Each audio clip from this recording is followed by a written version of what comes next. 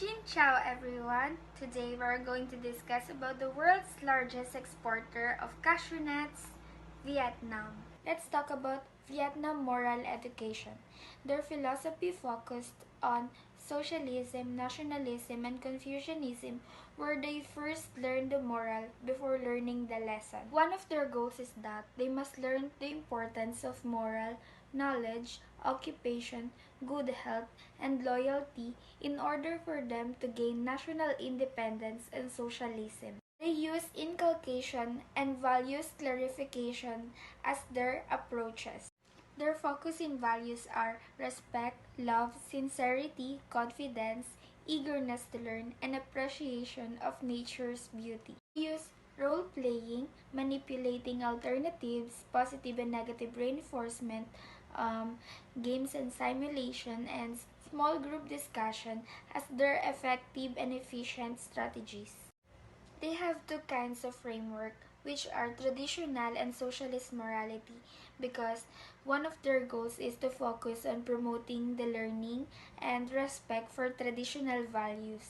Their curriculum structure for primary school focus on character and personality building. For secondary school is for citizen education to produce socialist citizens, and in higher education is for inculcating socialist thoughts and principles to build higher intellectual abilities of their people. Sa pagpapaunlad ng bansa, ang ESP ay pinopromote ang pagiging hardworking o pagiging masipag ng mga Filipino para makamit ito. Samantala sa moral education, naniniwala sila na ang love of learning at ang eagerness to learn ang makakatulong upang mapaunlad ang kanilang bansa. As you can see in the diagram, they are both giving importance for the EQ and IQ of the students, but it differs in a way that in Vietnam moral education, sinasabi na ang EQ ay kailangan samahan ng IQ, at sa edukasyon sa pagpapakatao, sinasabi naman na ang EQ at IQ ay magkasama para magkaroon ng better country sa future education dahil nababawasan nito ang negative attributes. The moral education of Vietnam focuses on nation building because one of their goals is that they want to have national independence. Samantalang sa Pilipinas naman, nakafocus tayo sa pagkakaroon ng common good o kabutihang panlahat.